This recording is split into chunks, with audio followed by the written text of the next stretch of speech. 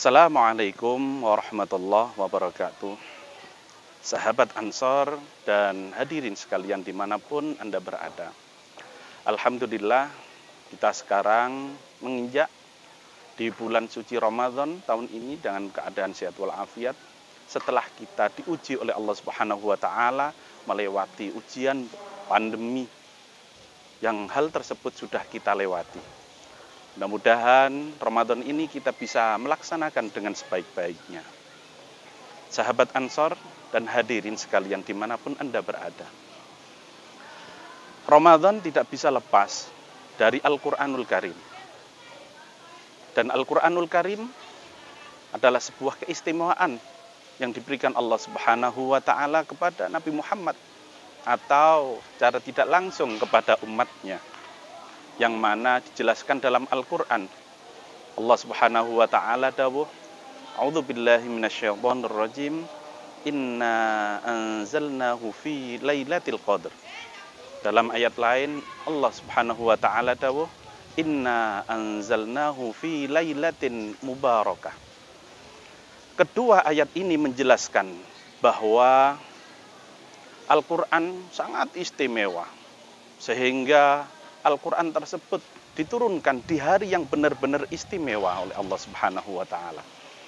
Keistimewaan tersebut tidak cuman Al-Quran itu diturunkan oleh Allah Subhanahu wa Ta'ala di malam Lailatul Qadar, tapi ada keistimewaan yang lain, seperti keistimewaan yang akan saya sedikit singgung di sini, yakni keistimewaan berupa diturunkannya Al-Quran oleh Allah Subhanahu wa Ta'ala dari Allah menuju ke Sama'id Dunya atau Baitul Izzah, dikumpulkan di sana menjadi satu dalam bentuk kalamnya Allah.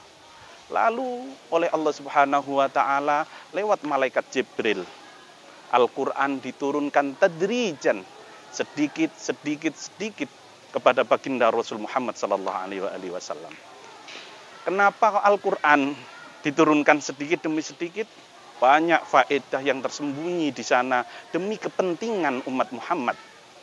Mulai dari sahabat-sahabat Nabi atau orang-orang yang berkumpul dengan masanya baginda Rasul selama masih hidup, sampai besok menjelang hari kiamat. Faedah tersebut dikhususkan oleh Allah Subhanahu wa Ta'ala lewat Al-Quran diturunkan dari Baitul Izzah menuju ke baginda Rasul sedikit demi sedikit. Hal pertama dari sedikit demi sedikit ini dalam rangka sahabat-sahabat Nabi mudah untuk menghafalkan Al-Quran tersebut. Ini menjadi bahan evaluasi untuk kita semuanya. Seharusnya baginda Rasul mampu untuk mendapatkan Al-Quran 30 juz sekaligus. Tapi kenapa oleh Allah Subhanahu wa Ta'ala diberikan sedikit demi sedikit? Secara tidak langsung hal tersebut mempunyai faedah umat Muhammad itu paling enjoy, paling bisa untuk memahami kalam-kalam yang tersembunyi dalam Al-Quran ketika menghafalkan sedikit demi sedikit. Al-Quran pertama kali dalam suratnya Allah Subhanahu wa Ta'ala menyebut, A'udzu billahi minasyaitonir rajim, Alif Lam Mim, dzalikal kitabu la raiba fih. Sudah disebut bahwa Al-Quran itu yang pertama kali sebutannya adalah Alkitab. Alkitab makna lainnya adalah buku pegangan hidup.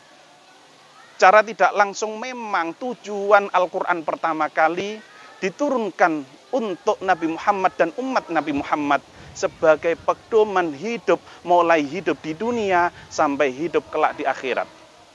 Karena itu butuh pemahaman, yang pemahaman tersebut akan mudah untuk meresap ketika ada hafalan. Dan hafalan itu tidak bisa langsung sekaligus, butuh sedikit atau berproses. Yang kedua, karena untuk mudah menghafal apa yang terkandung di dalamnya. Bukan cuma menghafal Al-Qur'annya, tapi tafsiran-tafsirannya itu bisa mudah dipahami manakala Al-Qur'an diturunkan sedikit demi sedikit. Selain itu ada faedah lain, seperti akibawa waqi'atin. Ketika ada permasalahan, ayat Al-Quran yang mencocoki untuk menjawab permasalahan tersebut, turunlah ayat. Atau karena ada suatu permasalahan dari pertanyaan sahabat, baik itu sahabat muhajirin maupun ansor, maupun dari para musyrikin, ada pertanyaan, turunlah ayat. Laksana ada kejadian dalam awal surat Mujadilah. Di situ ada sebuah kejadian seorang gadis yang sangat cantik ketika mudanya. Ternyata waktu tua ada sedikit kejadian. Akhirnya menurut zaman tersebut, orang perempuan tersebut mendapatkan talak dari si laki-laki. Merasa bahwa perempuan yang cerdas ini, sahabat yang cerdas ini, merasa terugikan. Kenapa kok baru umur tua, kena sedikit permasalahan harus ditalak? Beliau wadul dan komplain kepada baginda Rasul Muhammad SAW. Oleh Rasulullah, beliau tidak dijawab karena belum ada ayat yang turun. Tapi setelah itu, si wanita atau yang disebut dengan sahabat Haulah, yang cantik jelita, yang cerdasnya luar biasa, malah mahari beliau demonstrasi kepada Allah Subhanahu wa Ta'ala lewat sholat malam, dan setelah itu turunlah ayat Mujadilah.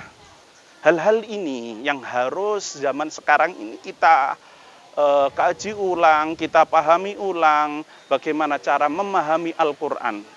Tidak langsung tekstualis sehingga akan mencerminkan kebodohan kita. Al-Quran itu rumus-rumus. Al-Quran itu mukjizatnya mutabikun likulli zamanin wa makanin. Al-Quran itu mukjizatnya mutabikun lil waqi'. Tiap zaman, tiap keadaan, tiap tempat, Al-Quran itu sangat mencocoki. Karena itu tidak boleh gerusa-gerusu dalam memahami Al-Quran, memahami kalam-kalamnya.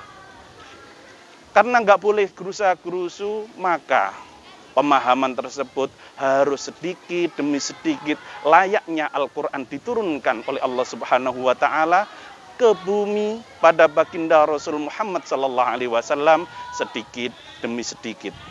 Fenomena zaman sekarang, sahabat-sahabat sekalian, banyak orang yang di sana tidak pernah mengkaji Al-Quran dan sekarang menjadi seorang layaknya ahlul Quran.